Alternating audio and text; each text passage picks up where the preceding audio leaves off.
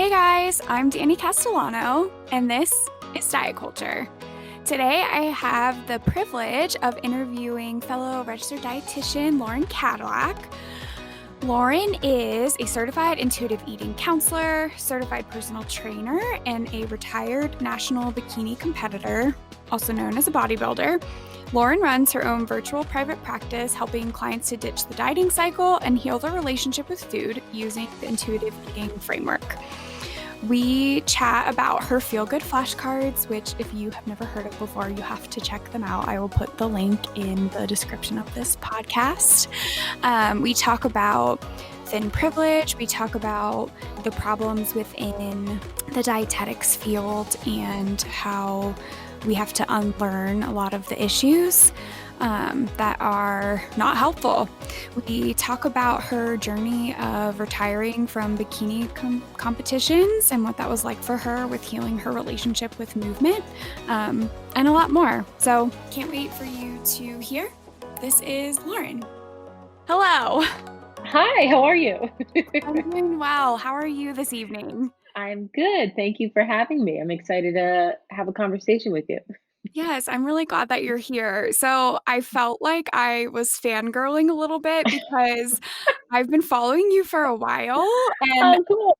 yeah, I want to dig in just to your feel good flashcards. I have a story I want to tell you about these, if that's okay. Oh, yes. Oh my gosh, I can't wait to hear it. Tell me. Yes. So I relocated to Denver just 6 months ago, Okay. because I wanted to dive full into working with eating disorders. Mhm. And I work at a treatment facility. And so right around that time when I moved here in October, I saw your account come up and I was like, oh my gosh, these are insanely beautiful. And I hadn't seen anything exactly like them. And so I ordered some and I took them to work. And within my first few weeks, as I'm not a new dietitian, but training new in this level of care. So I'm like, keep pulling out these flashcards. And I Mhm. probably have shown every single dietitian Oh in my our gosh. Yes, in our entire facility, and I've used them many times with patients. I've in sessions, in group, educations, I've used them, to, let them borrow them to look through for a day or so, and Uh-huh. they're impactful. Oh my gosh, that's so awesome. How are you using them in session with people? Yeah, so a couple different ways that I've done it have been, and it's so person to person, as I'm sure you understand, Mhm. with someone who's kind of struggling with believing that they deserve recovery or that things could ever look different for them. Yeah. Just I've laid them out on a table for them to kind of look and see what resonates with them. And then I've had them write them down. And I encourage everyone to buy their own set because I'm Yeah. like, they're coveted. I'm not giving away Yes, mine. I these don't are do mine. that. Yeah. So I'm like, if you like this affirmation, write it down, take a picture, go buy Lauren's flashcards. I've sent the link Yeah. out so many times. Oh, thank Um, you. yeah, they're amazing. So Thank that has you. been one way. I worked on a group education, with another dietitian, and we did um, affirmations and body acceptance and neutrality for New Year's instead of setting resolutions. So we Yes. laid them out. There's probably like 15 of them in the group. It was actually a pretty big group, um, Wow. across the floor, and had them just come up and pick a handful that resonated. And Oh then my gosh. and then they wrote out, on this like poster paper, the ways that they were going to use these affirmations going into the new year, and then they put them all up on the wall, like kind of made a DIY poster. Oh my gosh, it's gonna make me cry. That's so awesome. I love that. Yeah, I've been so excited to tell you this because sure I could slide into your DMs and be like, your cards are so good, but to actually get to tell you how impactful these have been for patients, it's just been a Wow. really cool experience, and That's everyone awesome. everyone loves them. Like, I can't Oh, say enough good things when I present them. thank So, you. Oh my gosh, that means so much to me. Obviously for me, I'm on a different end of them, right? Like I've designed them and then put them in a place to be sold. And so like I see the orders kind of come through. I'm like, oh great, that's awesome. And people will kind of like message me and say some things. But to hear a story like that of how they're being used and in a pretty big way, like that's you just made my whole night. Thank you. You Oh, just made that's my so whole night. I would love to hear, like, how that project kinda came to be for you because that's not to actually, like, go the extra mile to have something like that published and sold rather than it just being, like, this little thing you do in your own private practice, like, that's so cool, I'm so curious. Thanks. Yeah, so just the idea of affirmations and mantras, obviously that's something I do with my clients. And what I was finding was that for people that have been in this mindset of disliking their body or being on a diet or just being stuck in diet culture, it's not easy to come up with some of those other phrases. Like, even if you're adding something like I'm in the process of, or I'm learning to, it still feels really hard to come up with those phrases. So, I had one client in particular who knows that she was like the true inspiration for these cards, where, we kind of talk about like journaling, writing things out. But again, if they don't come to you, you're not putting any ink on the paper, right? And so I was like, even if you're reading from something else, I think that is still very powerful. And so I kind of looked into it and I saw affirmation cards for things like money or success in business, but I didn't see anything related to body image or healing your relationship with food. So I kind of thought this was a cool tool that would be helpful, to my clients and hopefully to other people as well. And it was, I don't usually consider myself to be creative in the sense of like drawing or painting or what kind of comes to mind when you think of creative, or at least what comes to mind for me. But Yeah, it gave me a way to be creative in my own kind of way. So yeah, it's been really cool to see people buying them and liking them. It's really exciting because, like I said, like I'm a dietitian. I'm not, you know what I mean. We're not really trained to do things like that. So it was just kind of a cool project to see kind of come to life or life. yeah. It's awesome when you get to take, like, your passion in your lane and kind of turn it into something like that. I just think it's so neat to see how Yes. people kind of evolve and what, um, sparks they have of these beautiful ideas. Yes. So for anyone listening, I will put the link to these flashcards in the description of this podcast episode. But Lauren has these really, really beautiful, they're watercolor in the background, but they're affirmation cards for body acceptance and food, Freedom. body freedom. Thank you. Yes, yes. I knew I I've was got going to that little butcher phrase that. memorized at this point. But yeah, that's what we're chatting about. They're really awesome. And like I said, I'll put that link in so you can easily find them. Highly recommend 10 out of 10. Awesome. Thank you. Thank you very much. Yeah, they're like little tarot card size if anyone does tarot card readings. Oh, yeah. But yes, Yeah. yes. That's a good Thank you. description because they are Uh-huh. bigger than like a deck of cards. Yes, yes, they are actually when I order them, they're tarot card size, whatever that traditionally is. So, yeah, I wanted to make sure that they weren't too small so that people could read them and hmm actually see them. So, yeah, thank you. I'm so glad to hear that you've had a good experience with them. Yeah. So thanks for letting me talk you Plug up me. and tell you all about this awesome thing you've done and how it's impacted Seriously. my life. I wanna know how you got into this space as an anti-diet and intuitive eating dietitian because as we know, that is not the norm in our field. Yes, yes, that's definitely not the training I received. I went to Penn State, that's where I did my undergrad, and then I did my dietetic internship at the College of St. Elizabeth in Morristown, New Jersey. Okay. Loved my internship, loved my college experience, but obviously was trained in a weight centric model, right? We Yeah. learned about calories. I remember doing some for one class we had to like build a sandwich and then add up like the calories and the protein, like add up the macros basically. And Oh just my like gosh. looking, did you have to do one of those? Not that exactly. We had to, like, calculate everything we ate for several weeks and then find our Yes. nutritional deficiencies. I remember that one. Yes, it was basically like log your food into MyFitnessPal, but in a more tedious way because there was no fit. You weren't using the app. Yeah. So it was obviously centered around, calories and weight loss and BMI and obesity and a bunch of things that I just don't stand by Yeah. anymore. Um, so for me personally, I actually started doing bodybuilding. I worked in the clinical setting right out of my internship.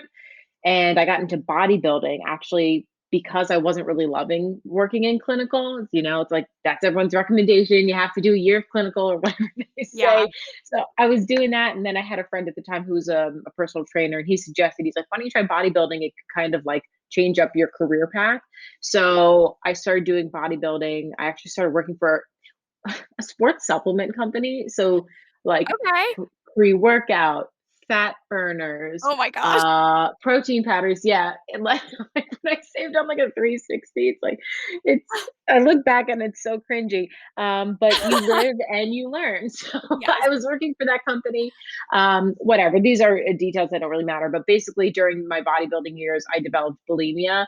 And in a very abbreviated version of the story, in an effort to kind of heal my own relationship with food, I discovered intuitive eating through a girl that I did my dietetic internship with.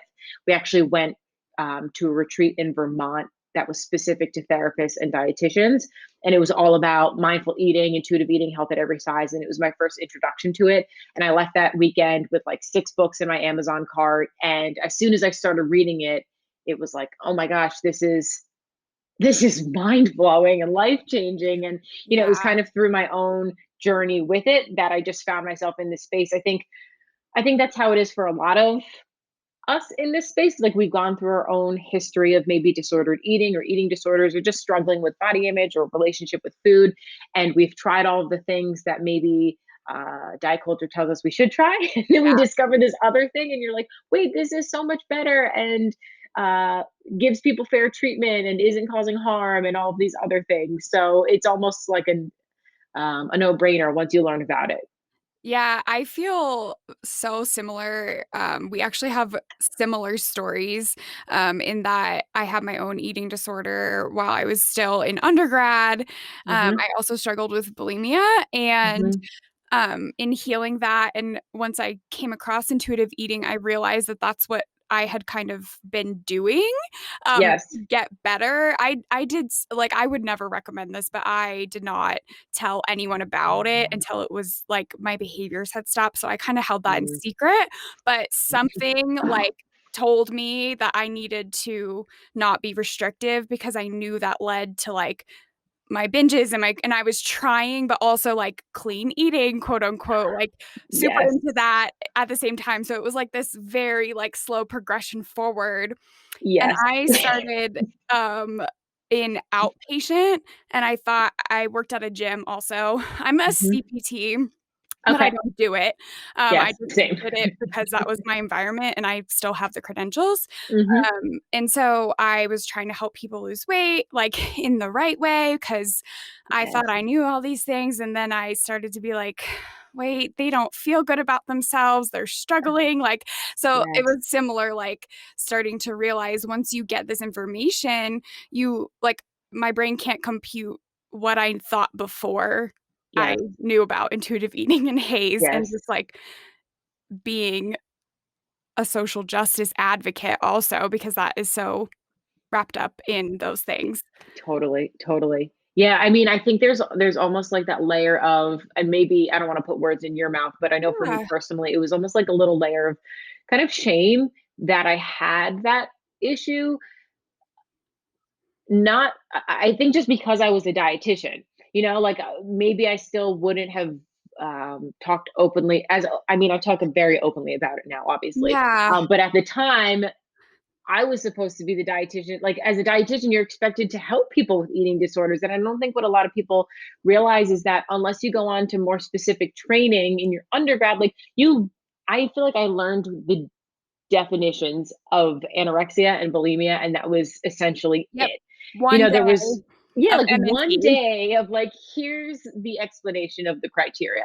And then anything after that, there was like no training, but it just kind of seemed like, well, you're a dietitian, you're supposed to help people with these things, which just again isn't fully true if you haven't gone on to do that additional training, right? And Yeah. so I think, maybe being a dietetic student, being a dietitian, there's that extra layer of secrecy. I don't want to tell anyone because of my title and what that means.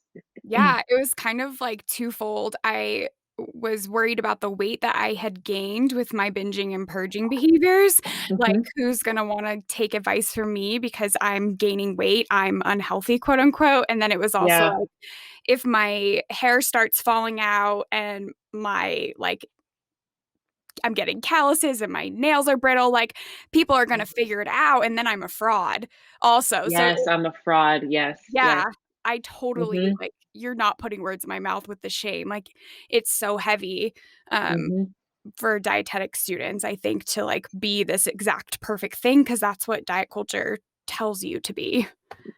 Yes, and I think the reason so many of us get into the profession is because we have our own stuff with food that we're working through, and we think, oh, at least for me, it was like, well, I'll figure it out by, I'll figure out the secret formula or whatever it is. Or Yeah, we know that dieting makes us think about food all the time, right? So it's like, of course, we want to become a nutrition major because we're thinking about food all the time because we're hungry. yeah, So yeah, it's a tricky thing to navigate, and I've heard some people just through social media, like messaging mhm, me, saying that they have at least heard or learned a little bit about intuitive eating or health at every size. Not some people have said I still haven't learned of that in my undergrad, but I think some programs are starting to introduce it, which is nice. It's nice to hear that.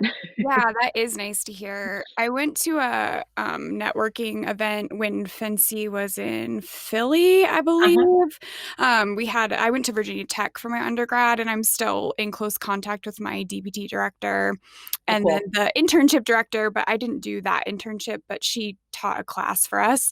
So anyway, I was at that event and our DPT director was talking about how she felt like there wasn't like a high prevalence of students with eating disorders within our dietetic program. And I heard her say that.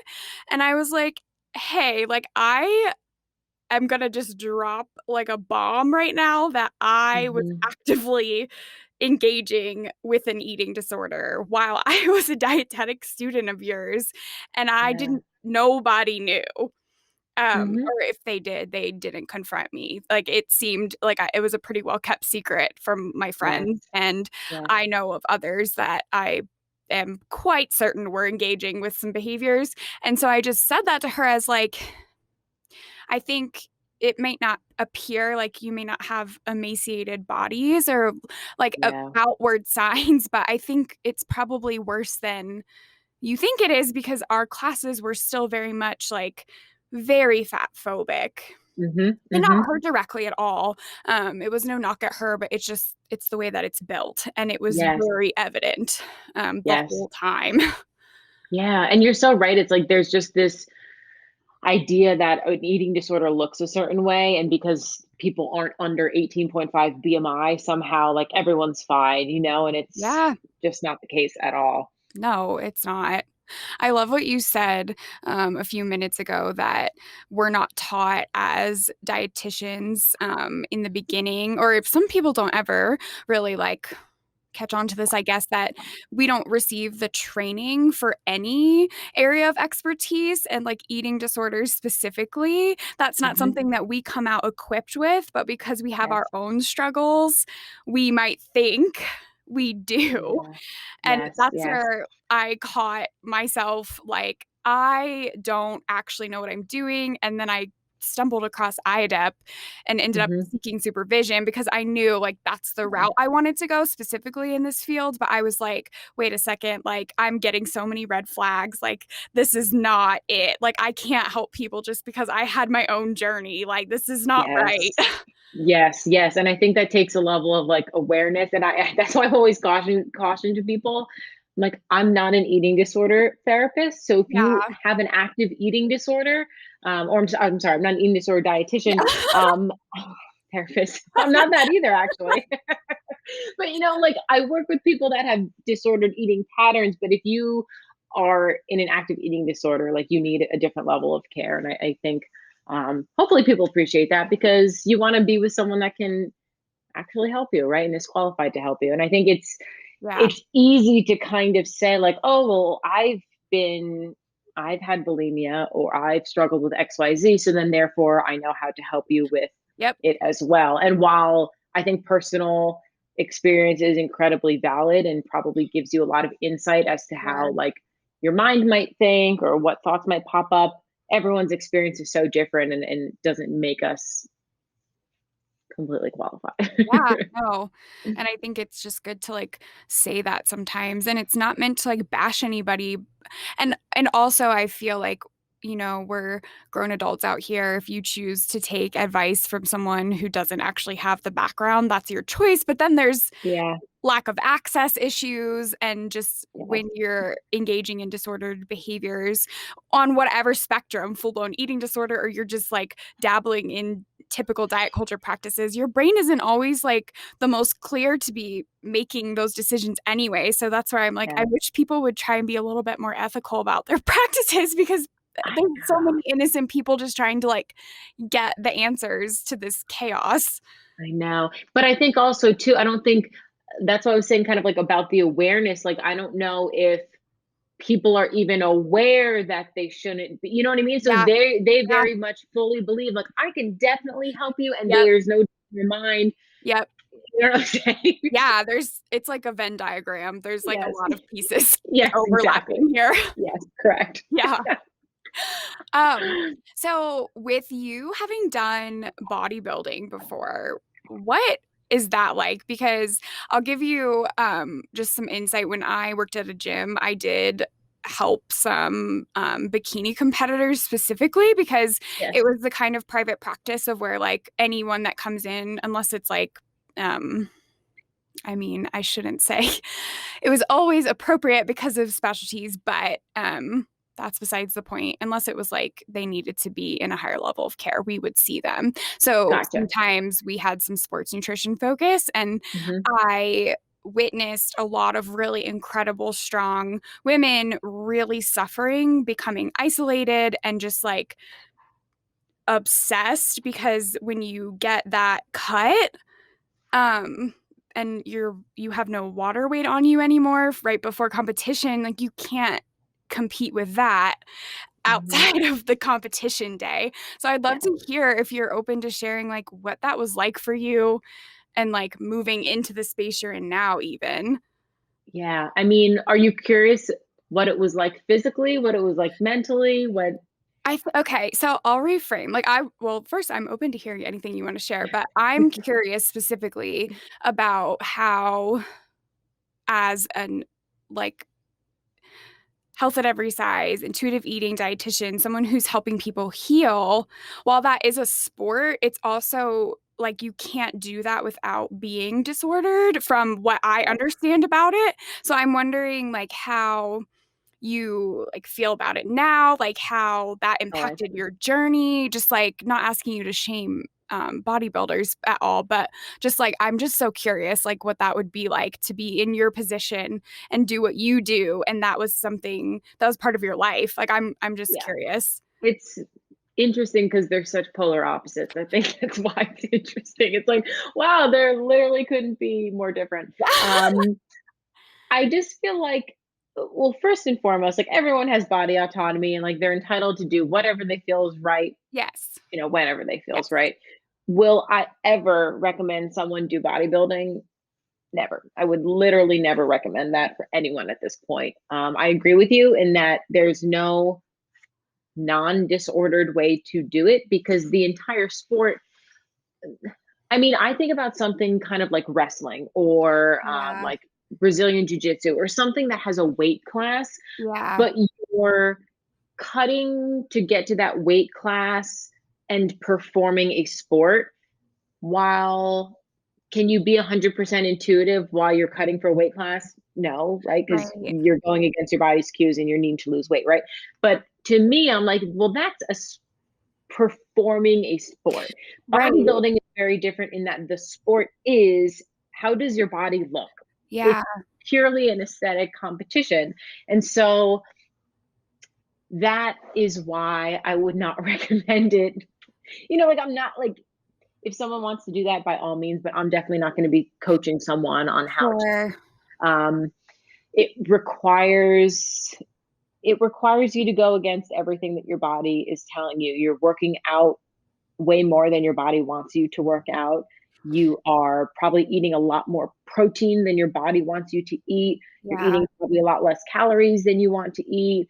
Um, you might be taking supplements or performance enhancing drugs or um, depleting yourself of water or taking diuretics or whatever it is, like all of these things that they don't respect our body, Yeah. and it's just for the sake of looking a certain way. And I know that there's people that get a lot of fulfillment from that, and there's a lot of people that claim to have no psychological or like mental concerns with it. I find it difficult to believe that you how could you not develop body dysmorphia Yeah. in a sport that requires you to focus so much on how your body looks and under such scrutiny too? It's like, oh, your left rear delt is Yeah. not happening. It's not just like as a whole, it's literally like, oh, well, your glute ham tie-in is not showing as much. Like, what? Yeah. And we know obviously now that like the more that we focus on our bodies, the more we find things wrong with it, the more obsessed we kind of become. So it's kind of just like this recipe for disorder, in my opinion. And I think getting out of that can be really difficult because I actually was just doing another podcast and I was talking about kind of similar to the affirmation cards, how we're trying to, with those cards, we're Yeah. trying to create a more supportive inner dialogue that says positive things, that we're talking to ourselves kindly. But it's almost like in bodybuilding, you get brainwashed with other phrases like Yeah. no pain, no gain. If you don't want it bad enough, someone else will do it harder or whatever. And just these like very problematic things that you internalize and then you try to get out of it and you still kind of think that way. So it's a tricky thing to kind of separate yourself from. I know for me personally it became my identity. It was, and I think a lot of people with eating disorders can identify with like Yeah. they feel like that becomes their identity. And it felt like, okay, well, if I don't do bodybuilding anymore, like who am I? Because obviously it consumes your whole life. All I did was work out, meal Yeah. prep. I worked at a gym at the time, so like that was my whole life. And so it was like, well, if I give this up, who the heck am I? I don't have any hobbies. I don't have any interests. Like this is it. Yeah. Like I got nothing. So it feels kind Yeah. of like a little bit of a loss of self. So it was definitely a journey. And I really resonated with what you were saying before about when you were trying to kind of recover, but still kind of doing like clean eating. I Mhm. remember I was trying to do intuitive eating, but also like low carb, intuitive eating, but also like maybe sprinkle a little fasting in, which now I laugh because I'm like, oh my God, there's the book Intuitive Fasting. I was like, I literally tried to Yes. do that. So, like that's why I laugh about it now because I'm like, I get it. Like I get it. And everyone's kind of got their own journey. Everyone's like just trying different things out Yeah. until something kind of Yeah. sticks. So yeah, it's yeah, yeah. I don't want to. I don't want to say too much negative stuff about bodybuilding because again, I know people Yes, and really enjoy it, and to each their own. yes. Truly. And I in no way am trying to set up, like, a bashing situation at all. I just because I was on the end of trying to coach nutritionally for that and not super wanting to, but also, like, you develop relationships with the people you work with, and you're like, "Well, I want you to do well in your shows even though I'm so conflicted about the advice I I have to know. give you." And sometimes I even was like, "I can't actually even tell you that you can go as low as you need to go, like, with certain Yeah, macros." I was like, I know you're going to, but I honestly am afraid, like, to tell you that." I know. I know. Well, it's really like our legal responsibility, right? Like if Yeah, something.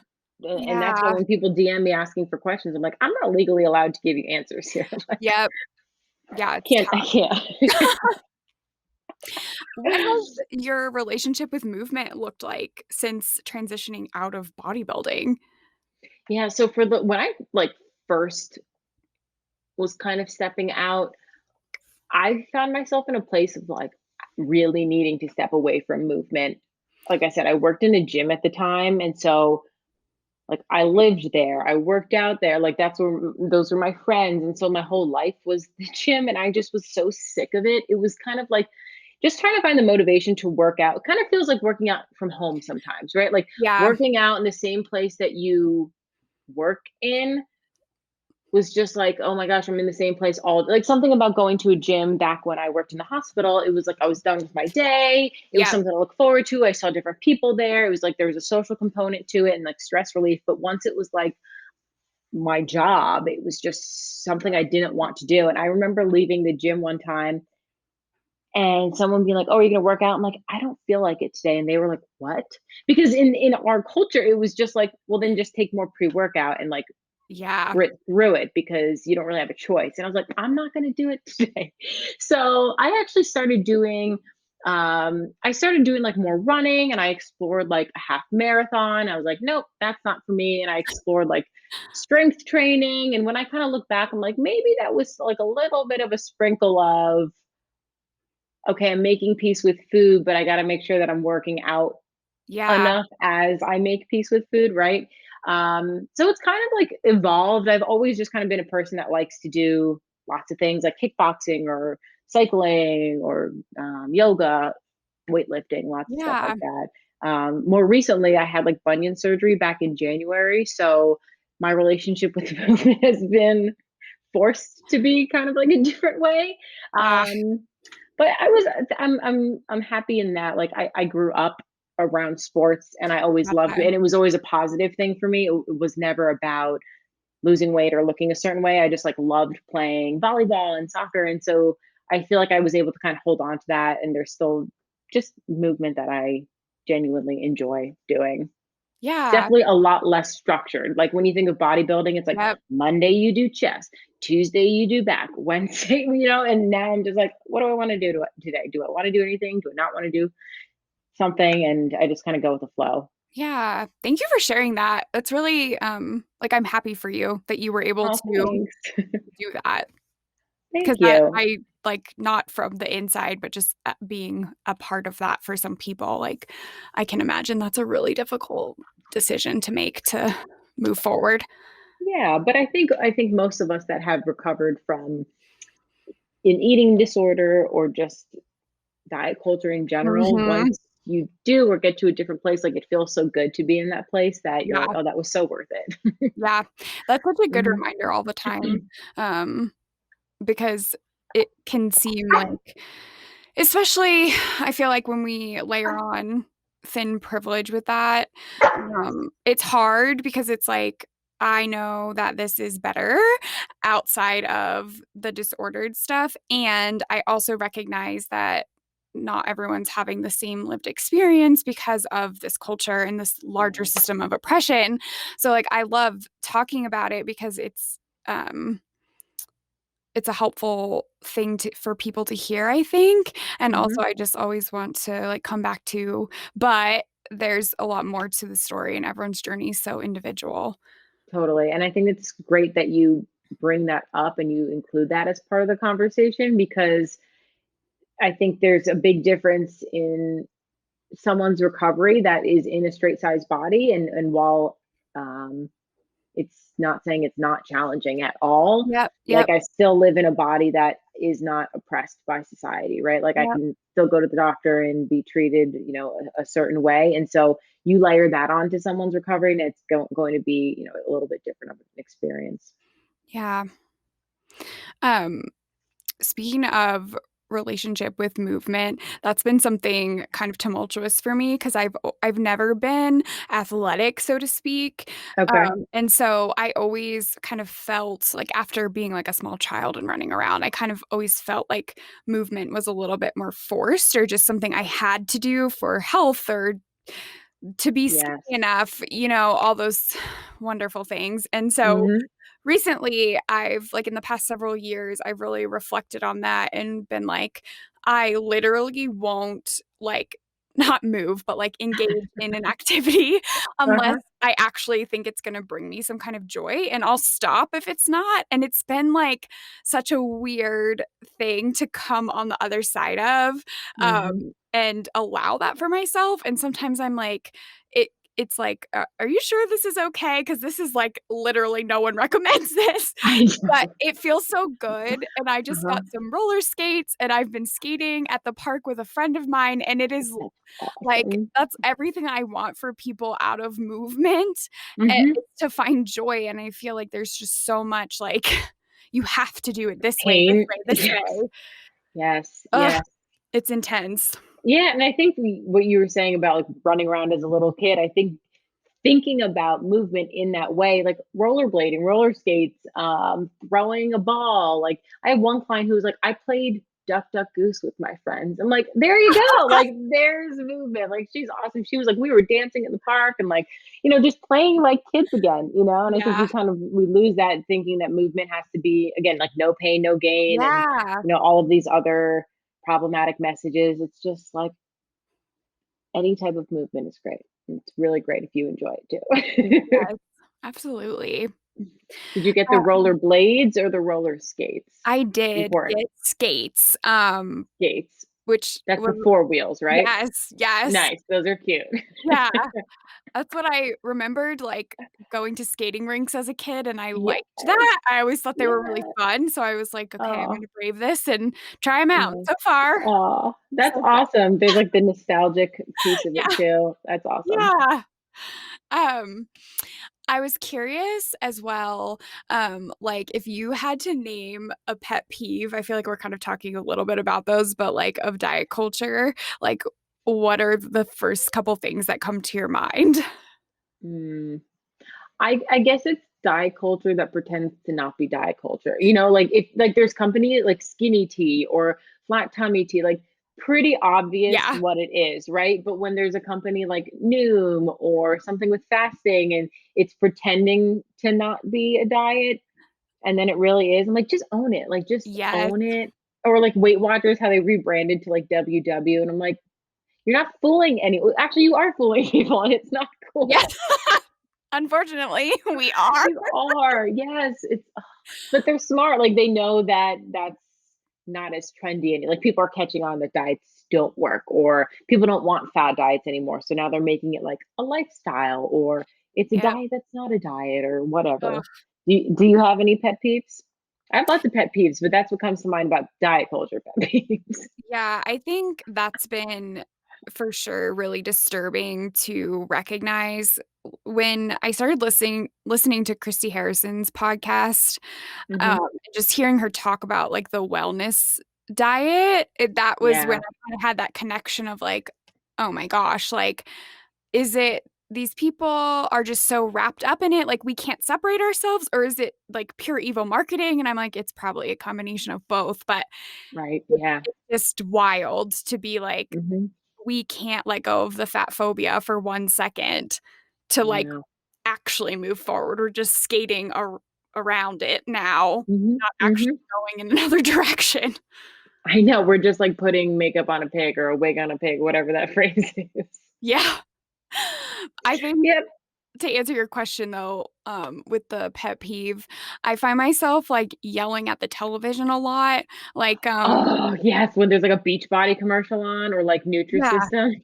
Or even, like, there's a commercial for Campbell's Soup, the Well Yes version, which Mhm. is fine, like, I'm not anti-soup, I just know, like, growing up that women in my life who were going on diets 'cause, I mean, there were men in my life, but it was mostly women that I watched do this. That was like a thing, you were supposed to just eat a can of soup that was like 120 calories for lunch or something, so when I see Mindy Kaling on this commercial, and she is someone who's in a larger body, I'm like, "Are you promoting dieting? Are you like, I'm kinda like, I don't know what your vibe is, but I get this just very overwhelming diet culture message, and I'm just, like, yelling at the TV Mm, because 'cause I'm like, "Why are we doing this?" yes. Is the message? Because 'cause I'm not familiar with that commercial, but I hear what you're saying I remember that with the soup. Are they talking about calories in the commercial, or No, is it just, it's just soup? she's just eating it and making, like, puns about Soup. the ingredients and stuff. It's a cute commercial because I'm a Mindy fan, but Yeah. it's just, like, I know that like Campbell's is demonized a lot for their ingredients, and I know this Mhm. brand was supposed to be like a clean product, and I know there can only be so many 100 calories in a can of soup. So like Yeah. that's what she's eating. And so I'm like, so what are we implying? Are we implying health? Are we implying this woman needs to Mm. lose weight? Like, are you just representing someone with a different skin color than white? Right. Are you representing someone whose body isn't thin? Like, I just can't quite tell. And it just, my brain is always like, this is diet culture at work. Like, I think the worst Yes. about it because I don't trust any brands to like not be that way. Yes, that kinda reminds me of, did you see, like, the Halo Top? Was it Halo Top? Yes. Where they had a commercial and they had, like, she was probably like a size 14, Yeah. 12, Yeah. 14, and it was like, what was the market? It was like something like, "You don't have to choose to be good," or something like that, and people were, it was like, "What is this implying?" Right? Like, Yeah. "What are we trying to say here?" And that sounds like the same kind of thing as the soup commercial. Yeah, it's like I want different skin colors and different body sizes to be represented like very desperately because like I'm sick of the thin white ideal. Like it's boring and Yeah. like we need to Yes. move forward. Um, Yes. not just because it's boring, but I'm just kind of being silly there. But it is like I don't trust it. It's like why does this have to be tied to a low calorie item in order for you to Mm, represent this person? Like I can't unsee that connection. And yeah, yeah, I feel like even if it wasn't intentional, there's that assumption that someone in a yeah. larger body better be watching what they're eating, even if you're gonna pretend it's, like, in a positive way. Yes, yes, that's very true. So, yeah, that's my latest, most acute pet peeve, I'd say. I just, like, It's get very very upset about cute. these commercials. Ah, I can see it though. Yeah, commercials, honestly, I feel like for the longest time I hadn't watched commercials because it was like you watch Netflix and whatever, but from working from home, my husband, has something on the TV all day for his work, and it's interesting to see the commercials that are targeted. It's some, like, stock market thing, so it's to see the commercials they throw on, like, Nutrisystem for men because I guess they figure, like, more men are watching this, and it's just, like, not like the soup at all where Yeah, it's, "What's going on here?" It's just straight up, yeah. like, "Eat your favorite foods and drop 25 pounds." I'm like, What year are we living in? Like, is this 1998? Like, what is happening?" Those same It's so commercials have frustrating. been playing. I'm Yeah. almost 30. They've been playing since I can Our remember, whole like lives. Yes. Entire life. Actually, I remember for New Year's Eve, I turned off I didn't even stay up. I turned it off because I saw a Beachbody commercial on, like, how they have, like, Ryan Seacrest or whoever it is that, yeah. like, does the ball drop? They had, like, a Beachbody advertisement that, like, must have paired up with them for the I was like, "This is garbage," and I just went to sleep. I was like, "Diet culture is ruining my New Year's Eve." Oh my gosh, I love it. Ugh. It's just fun to, like, talk about this with people who are I get so it. in this lane and understand the, like, I literally cannot. Yes, because usually when you talk, like, if people aren't that familiar with it yet, it's like, "Yeah, but what about this?" or "What do you think of that?" And it's nice to Yeah, be like, "We get it." Yeah, like, yeah. we hate the commercials. Ugh, um, what, like, do you feel is your biggest barrier to the work you're doing, for helping people with intuitive eating and health at every size and making that shift? Like, Mhm. while there is this still very large, culture of let's get skinny, but pretend we don't care about getting skinny. Like, what has that Yeah. been like for you? I was actually thinking just kind of about I actually follow this other account, and it's all about kind of, like, saving money. It's nothing like, body image or food related at all. But she had posted something about, how fast this grew, how many people, how much money she made, how many people she's helped, blah, blah, blah. And I was kind of thinking about how when you have something that I'm selling you this product and I'm telling you you're going to make $100,000, you're going to make 10 clients worth of dollars, whatever. If I sell you a product, I'm going to help you lose 20 pounds. I'm going to help you lose X amount of pounds. Like those are sexy offers that Yep, people are like enticed by, right? yep. I'm not selling you something sexy. Like Yeah, the idea of food freedom sounds great, but like what it takes to get there is not the sexiest thing. It's kind of being like, hey, let's do some therapy essentially. Like, let's Yeah. sit down and like examine our thoughts and our beliefs and work through them. And it's not a quick fix. It's not an easy process. It's incredibly rewarding, but it's I think just the fact that it's not the sexiest offer is Yeah. what I think the problem too is like it is a sexy offer. And I'm gonna stop saying that phrase because I'm kind of creeping myself out. It is an appealing thing. It is because it's so worth it, and as I'm sure you know, like it's incredibly life changing, but because it's not instantaneous and because it requires a lot of effort and work, I think it does. It's not an easy. Yeah. I don't even want to say sell because I'm not just sitting here trying to sell people things and No, genuinely of course trying to not. help people, but just like selling someone on the idea Mhm. of, hey, explore this thing. Yeah. Would you agree with that? Yeah, I remember when I first because like I said, and this I'm the intention is not to, like, be rude towards the place that I was working before because I learned so much and it shaped me in the direction I needed to go within dietetics. Hmm. But because I felt this, like, pressure to perform customer service-wise because Hmm.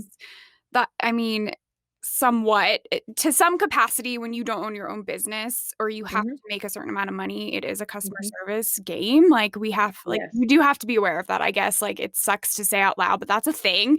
So, like, Yeah. being like, I was the lead dietitian, so, like, Mhm. I am not in charge, but I also kinda have this like, I'm helping other dietitians in the company, and I wanna make sure, like, I'm doing my best, like, a lot of pressure on myself. So when I first started to, like, have conversations with people that weren't coming to rarely did someone come and be like, "I want you to help me with intuitive eating."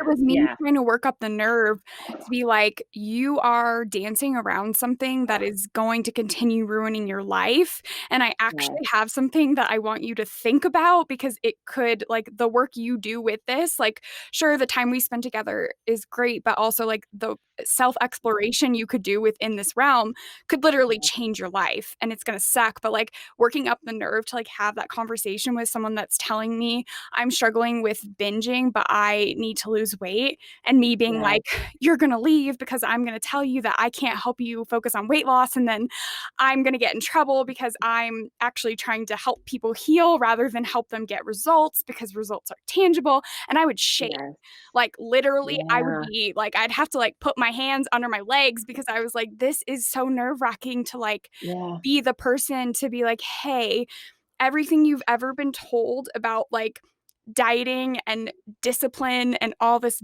bullshit, like, mhm, it's not your it's fault, bullshit.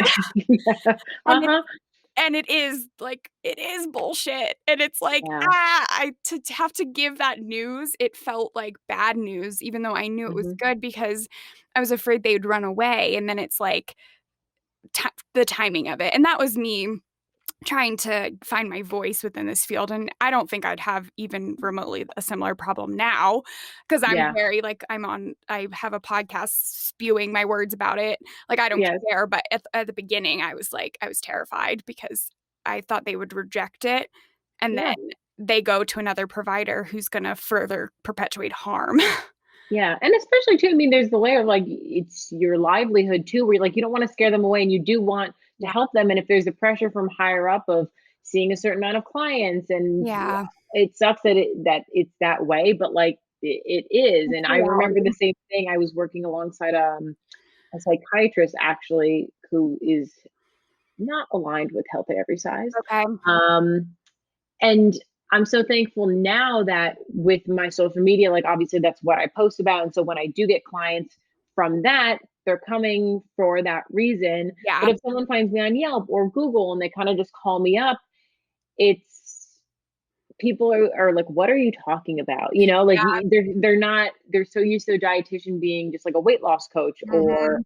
whatever other definition it could be. And so when you say like, oh, I don't focus on weight, I focus on helping you heal your relationship with food, people are like, what does that even mean? Like, Yeah. what does that even look like? You know?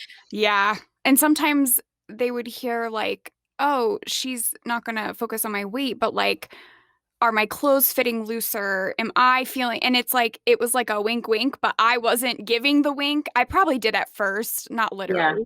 I Yeah. wasn't winking at my people, but like at first I was still very much like, oh, I can still help with weight loss. And then I got to the point where I was like, Yeah. look, I don't know what your body's gonna do, but I you and I know. are not in charge of that.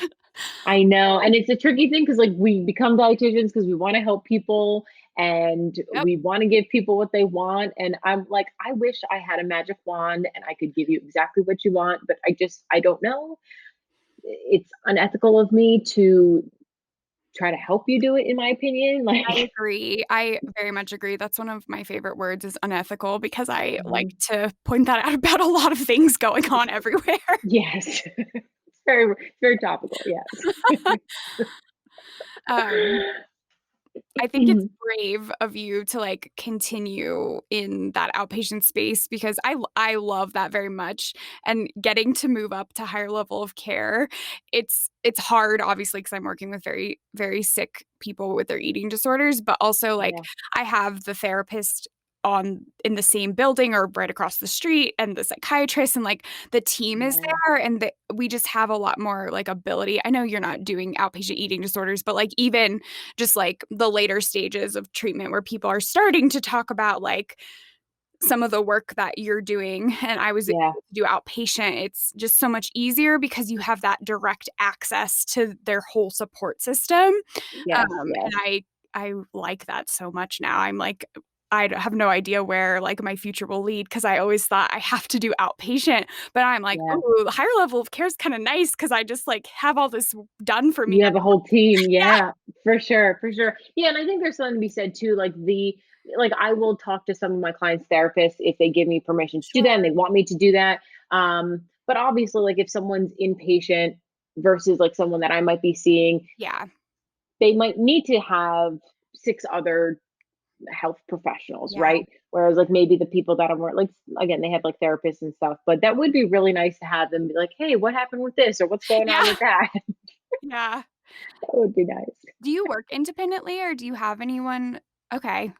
Nope, it's just me. I have this like kind of split between it would be nice to have someone else, but then I'm also very much like particular and it's probably I feel like we're all like pretty Yes. type A as Oh my gosh. dietitians. I'm very much Yeah. trying to let that go as we were talking about sports and like competitiveness that actually came up like in I just got married. It came up in the actual ceremony. My sister said it in her speech, and my dad said it in her speech as well.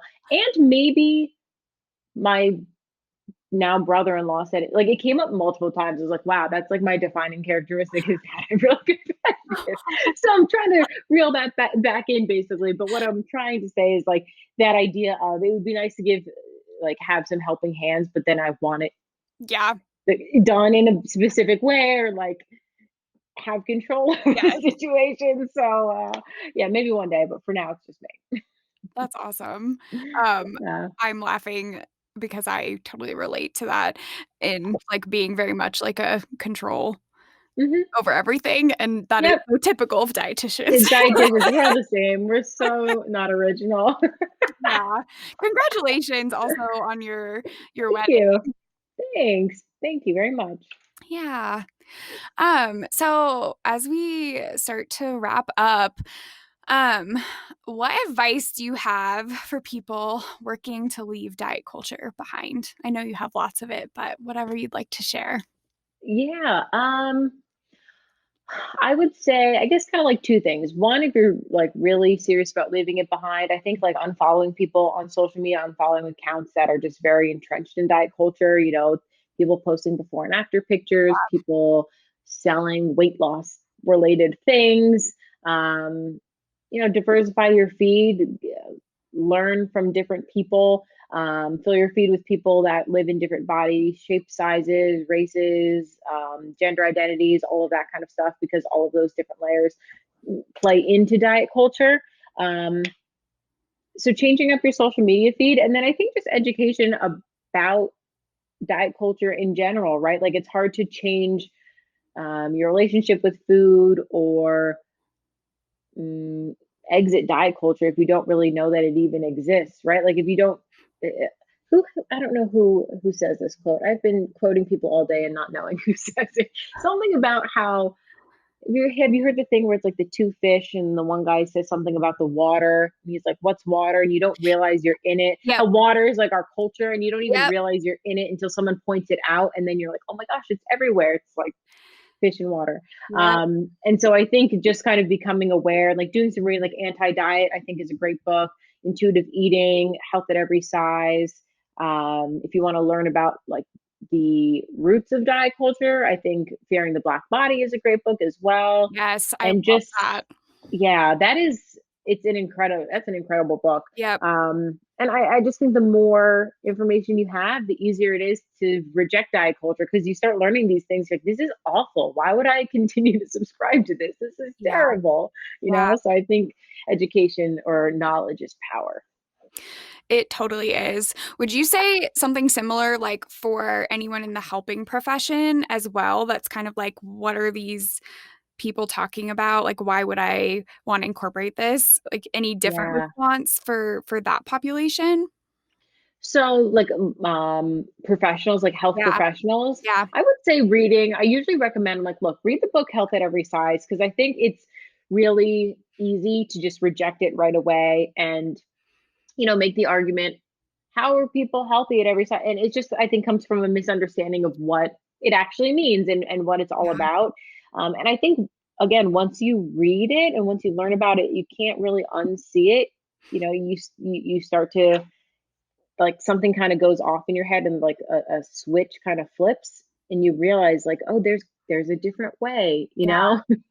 Yeah. A weight centric model could actually be causing harm, and I think that book does a really great job of kind of splitting it up. Like, the first half is a lot of science, Mhm. like maybe more science than something like Anti-Diet or Intuitive Yeah. Eating might have, which I think health professionals probably have more training in science, Yeah. I guess, maybe. Yeah. um, and then obviously, like, the second half going into actually like the framework of it. So that's usually my recommendation for someone in the helping profession. Yeah, that book is a jaw dropper. Like, some of the things I I was like, know. "How? How is this Yeah. real? And yet this is real." Like, Yes. I've read that book like 5 times, and I most recently was like last May I reread it, and every time I do, I end up like posting like 60 stories of screenshots from the book. I'm like, I've read this and it's still blowing my mind for like yeah, the 10th time. It's so good. it really is. Yeah. So I'm gonna link, like, your Instagram account and your link for your Feel Good Flashcards. Is there anything, Cool. like, in particular that you have going on right now that you wanna to let people know about that may be listening? So I actually, like I said, I was doing a different podcast earlier this afternoon, and she was the first person I told. So you'll be the second person I'll Ooh. tell. I'm like, I hope I don't do this thing where I tell it and then don't finish it.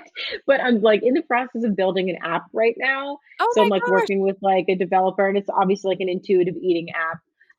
So it's going to be designed to kind of help the user get back in touch with the cues of their body, their hunger and their fullness cues, seeing correlations between when I do this type of movement, I feel this way. My flashcards will be on there as like a digital thing. You can set like Oh, okay. reminders or write your own affirmations. There's a journal function.